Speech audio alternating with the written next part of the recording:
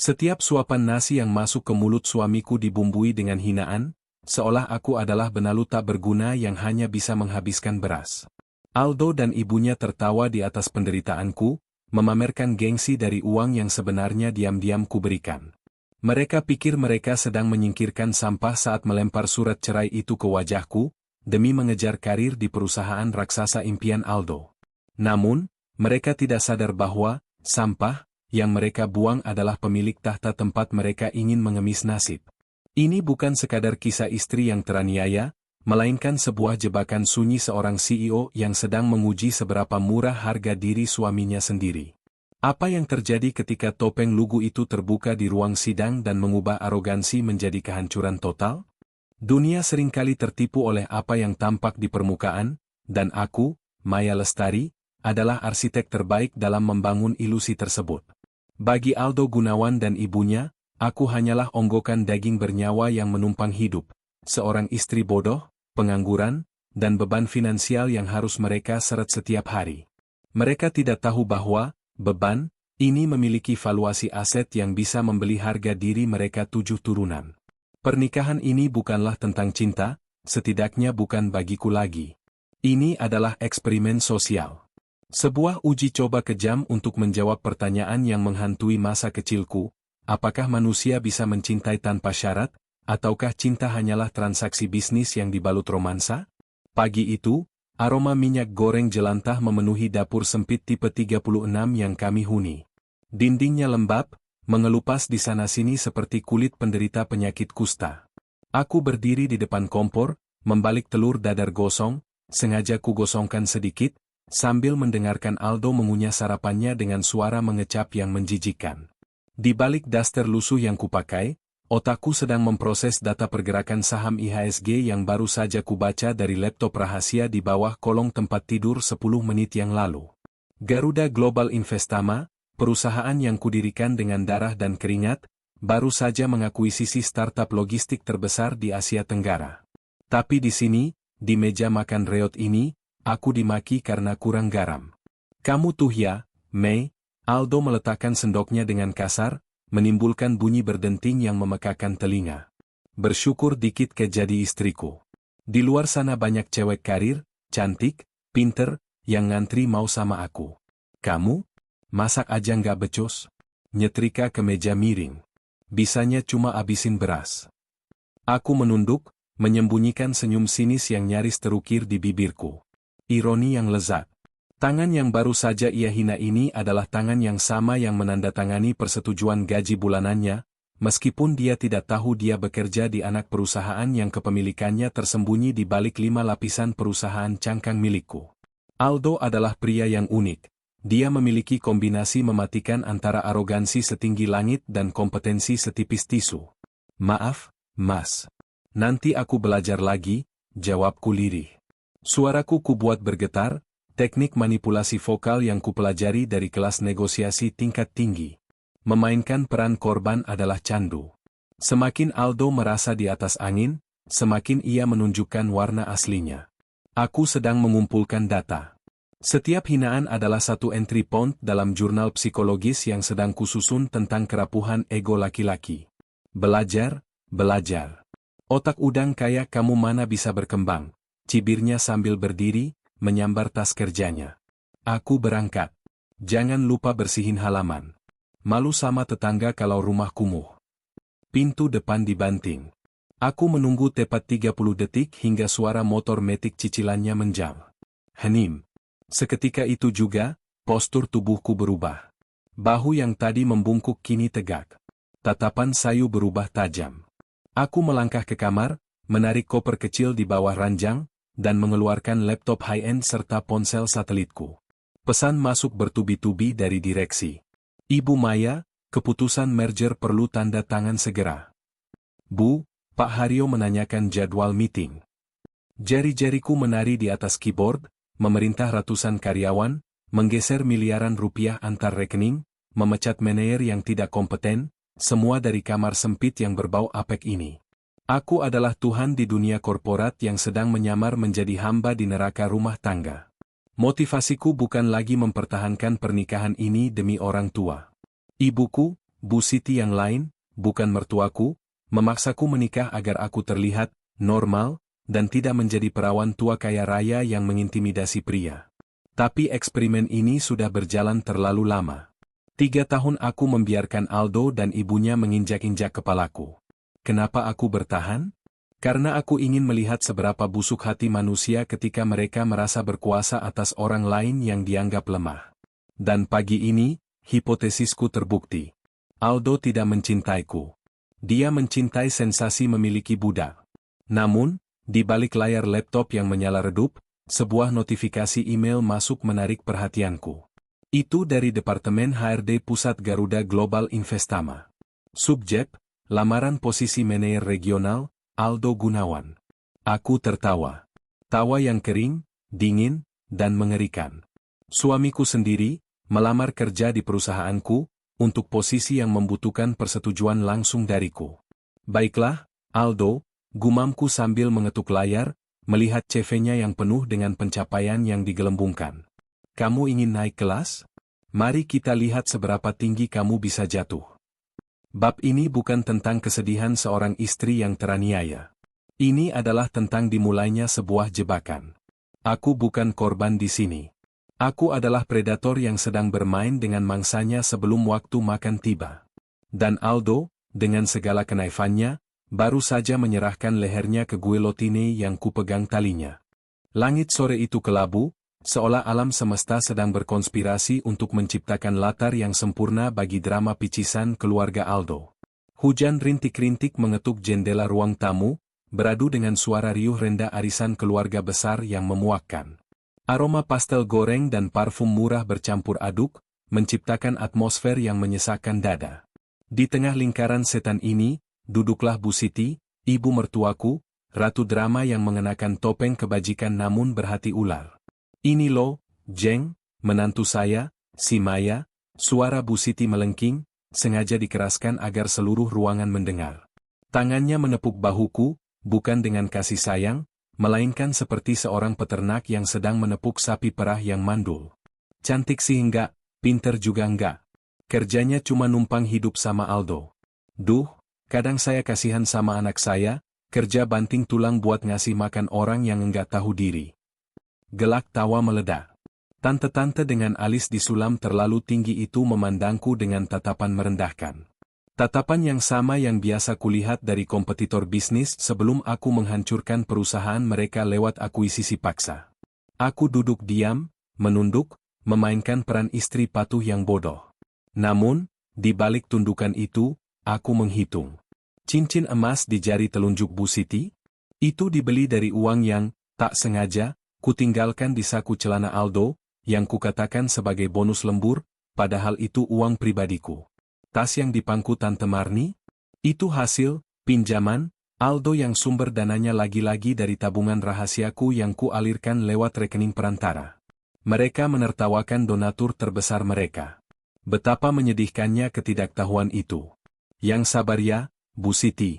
Namanya juga nasib, dapat menantu model begini, celetuk salah satu tante dengan mulut penuh risoles. Untung Aldo anak berbakti.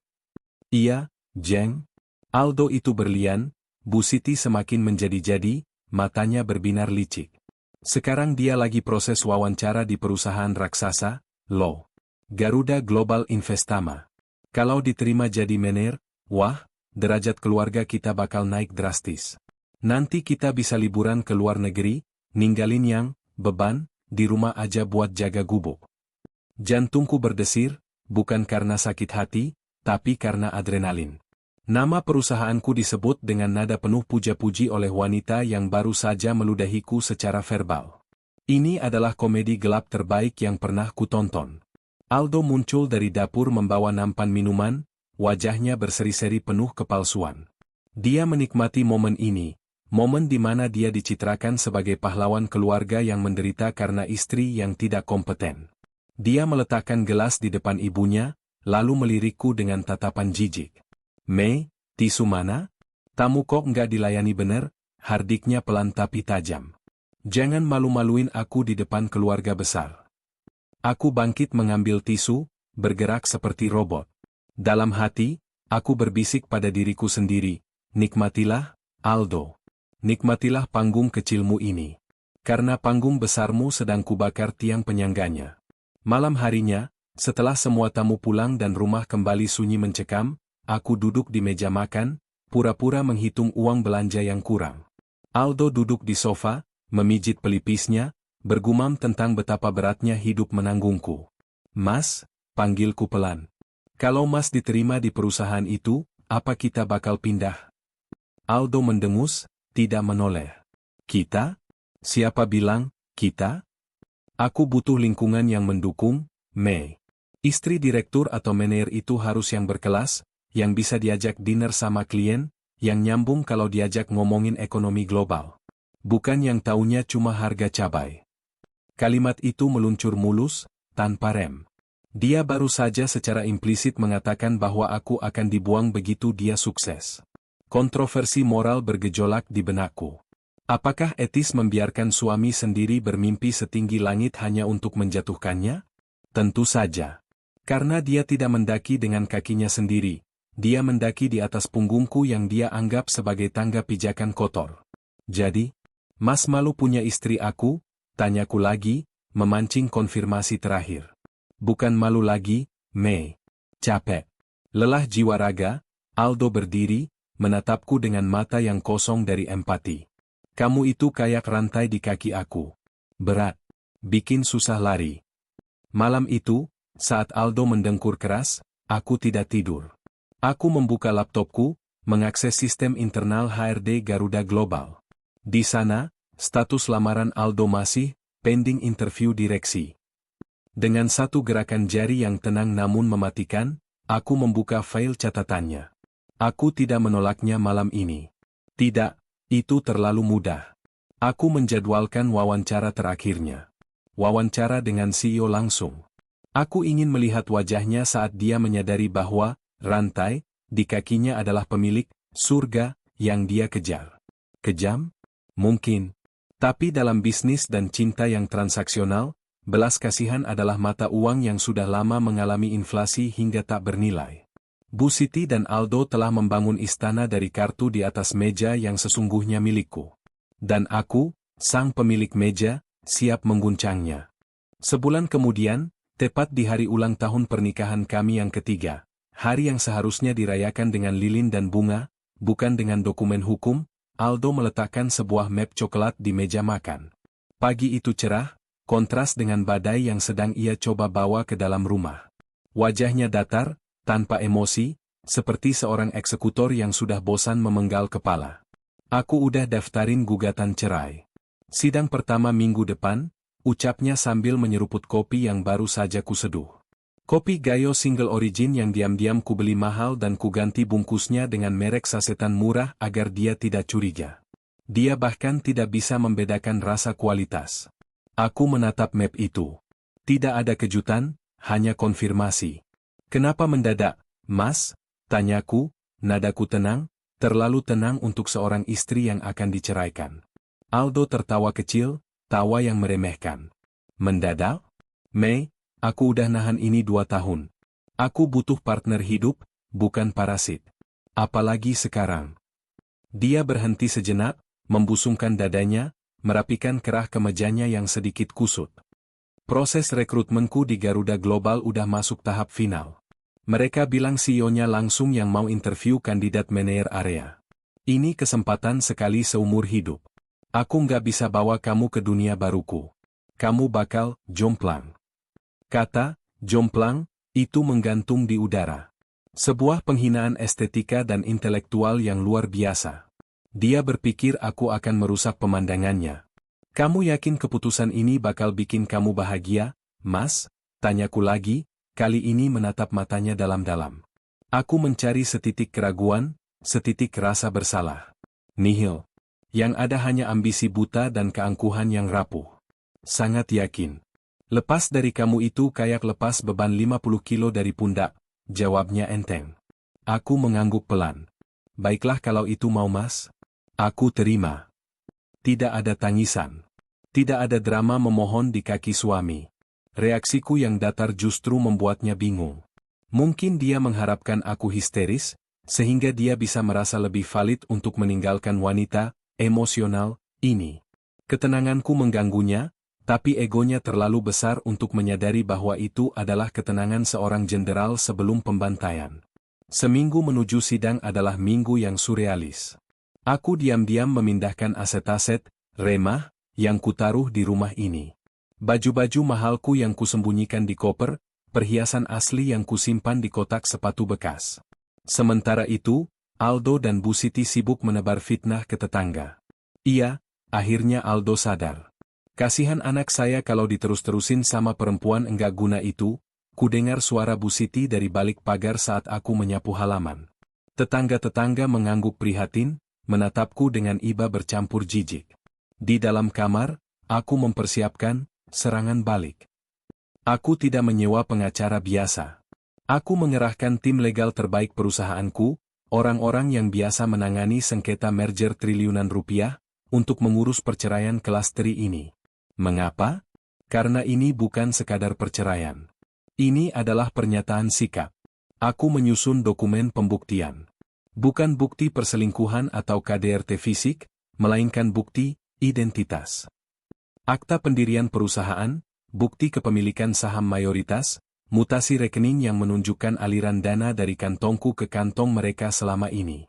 Aku ingin mereka tahu bahwa setiap butir nasi yang mereka makan, setiap liter bensin yang Aldo bakar, berasal dari parasit yang mereka hina. Apakah ini manipulatif? Tentu saja. Aku membiarkan mereka tersesat dalam kebohongan mereka sendiri, hanya untuk menjatuhkan bom kebenaran di saat yang paling menyakitkan. Ada kepuasan sadis dalam menahan informasi.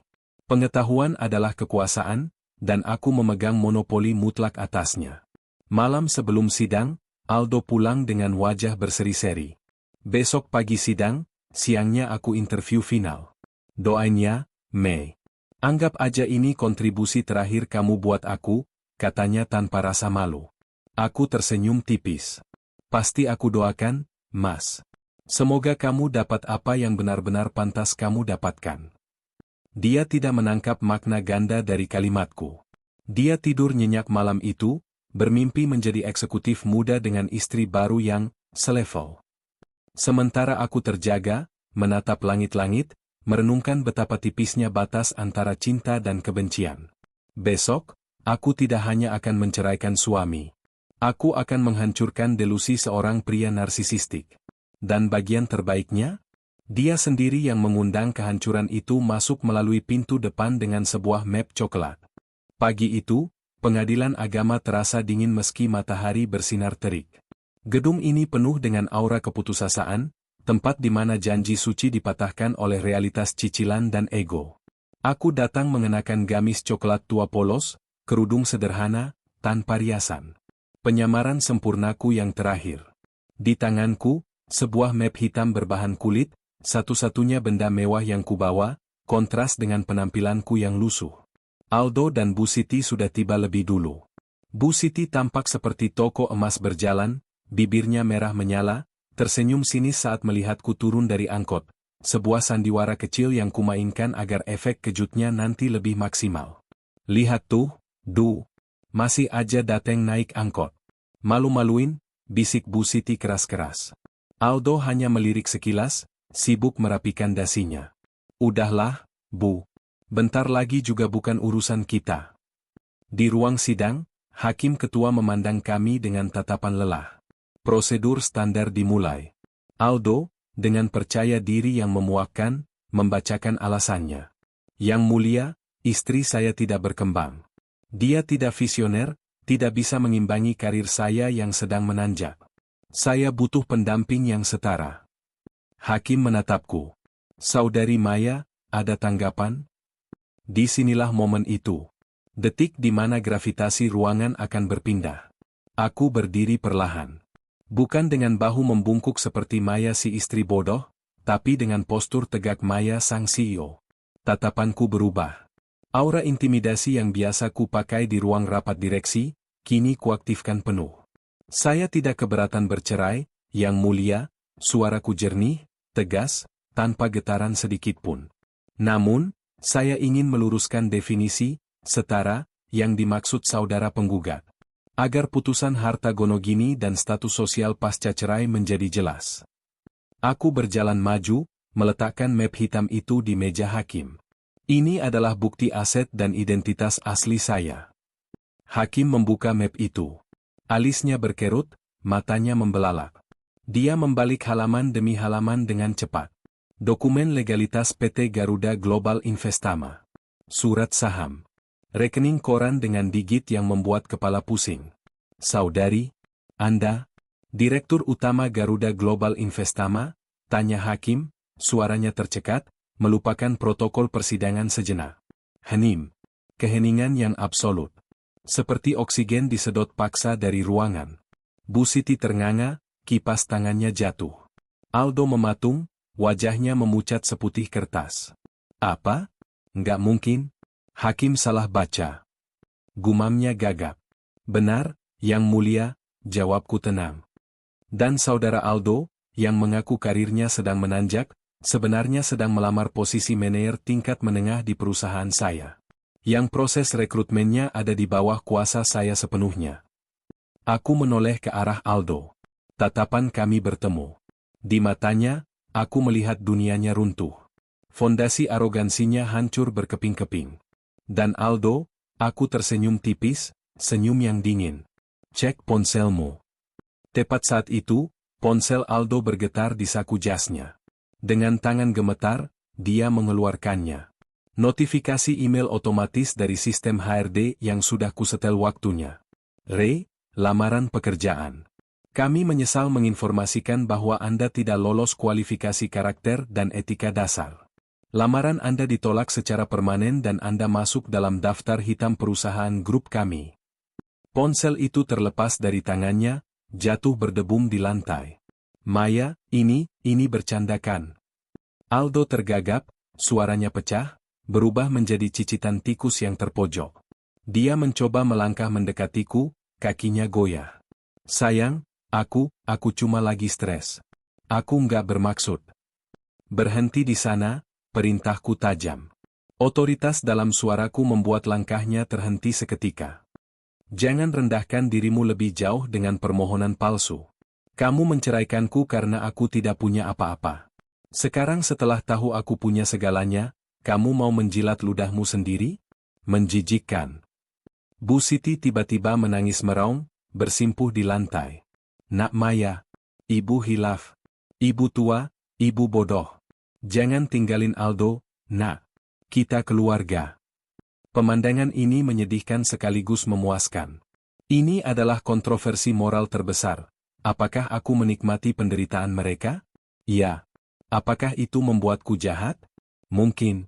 Tapi kejahatan mereka adalah ketidaktulusan, dan hukumanku adalah kejujuran yang brutal.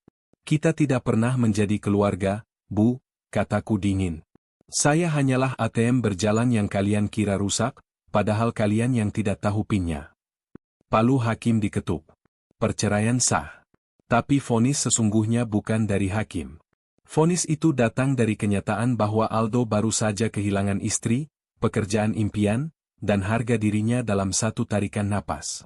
Guillotine administratif telah jatuh. Kepala egonya menggelinding di lantai ruang sidang. Keluar dari ruang sidang, udara terasa berbeda. Lebih ringan, lebih segar, seolah partikel polusi Jakarta takut menyentuhku. Aku tidak lagi berjalan sebagai Maya si istri Aldo. Aku berjalan sebagai Maya Lestari Putri, entitas yang memiliki kekuasaan dan kebebasan mutlak. Di tangga pengadilan, Aldo mengejarku. Wajahnya basah oleh keringat dan air mata, dasinya miring, penampilannya berantakan, visualisasi sempurna dari kekalahan total. Mei, tunggu. Kita bisa perbaiki ini, dia berteriak, tidak peduli pada orang-orang yang menonton. Aku cinta kamu, Mei. Sumpah. Aku berhenti, berbalik perlahan.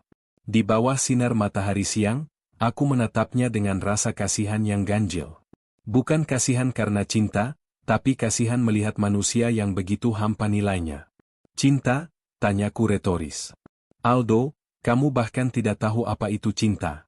Kamu mencintai pantulan dirimu di mataku saat aku terlihat lemah. Kamu butuh seseorang di bawahmu supaya kamu merasa tinggi. Sekarang Saat aku berdiri di atasmu, kamu bukan mencintaiku. Kamu takut padaku. Dan kamu menginginkan apa yang kumiliki. Enggak, Mei. Aku tobat. Aku bakal jadi suami yang baik. Dia mencoba meraih tanganku. Aku mundur selangkah, menghindari sentuhannya seolah dia membawa wabah. Saat itulah, sebuah sedan hitam mengkilap, Mercedes Maybach S-Class, meluncur perlahan dan berhenti tepat di depan lobi pengadilan. Sopir pribadiku, Pak Ujang, keluar dengan seragam rapi, membuka pintu belakang. Siang, Bu Direktur. Rapat evaluasi kuartal dimulai 1 jam lagi, sapa Pak Ujang sopan, mengabaikan keberadaan Aldo yang menyedihkan di sebelahku. Aku mengangguk. Terima kasih, Pak. Sebelum masuk, aku memberikan satu kalimat terakhir pada mantan suamiku dan mantan ibu mertuaku yang kini berdiri membeku di belakangnya. Anggap saja 3 tahun ini adalah beasiswa, ujarku datar. Aku mengajarkan kalian pelajaran paling mahal dalam hidup. Jangan pernah menilai buku dari sampulnya, apalagi jika buku itu sebenarnya adalah pemilik perpustakaan. Aku masuk ke dalam mobil. Pintu tertutup dengan suara tut yang solid, memisahkan duniaku yang kedap suara dan berbau kulit mewah dari dunia mereka yang bising dan panas. Saat mobil mulai melaju, aku melihat dari kaca spion. Aldo jatuh terduduk di aspal, menatap mobilku yang menjam. Dia terlihat kecil. Sangat kecil. Apakah aku merasa bersalah? Masyarakat mungkin akan menghakimiku. Mereka akan bilang aku istri durhaka yang mempermainkan suami, wanita manipulatif yang menyembunyikan harta, atau pendendam yang kejam. Biarkan saja. Kontroversi adalah teman lamaku. Dalam dunia di mana wanita seringkali menjadi korban yang tidak berdaya, aku memilih menjadi penjahat yang memegang kendali. Ponselku berbunyi. Pesan dari asistenku. Bu, berita tentang akuisisi sudah rilis. Saham kita naik 15% hari ini. Aku tersenyum. Bukan senyum kemenangan emosional, tapi kepuasan strategis. Perceraian ini, ironisnya, menjadi PR stunt yang bagus secara tidak langsung. Narasi, wanita kuat yang bangkit, selalu laku dijual. Aku menyandarkan punggungku. Perpisahan ini bukan tentang kehilangan. Ini adalah divestasi aset yang merugi untuk mengalokasikan sumber daya ke portofolio yang lebih menguntungkan, diriku sendiri. Aldo dan ibunya akan kembali ke kehidupan mereka yang sempit, dihantui oleh penyesalan, andaikan saja. Sementara aku memiliki kerajaan bisnis untuk dijalankan dan dunia untuk ditaklukkan. Air mata? Tidak ada. Hanya dividen dari sebuah keputusan yang tepat. Langit Jakarta yang terik menyambutku. Bagi sebagian orang, panasnya membakar. Bagiku, itu hanyalah sorotan lampu panggung untuk babak baru kehidupanku yang gemilang. Di penghujung kisah, kita melihat Maya melangkah pergi dengan kepala tegak menuju kesuksesan yang sesungguhnya, meninggalkan Aldo dan Bu Siti yang hancur dalam penyesalan abadi di aspal jalanan, sebuah simbol runtuhnya kesombongan yang dibangun di atas ketidaktahuan. Kisah ini menjadi tamparan keras sekaligus pengingat berharga bagi kita semua.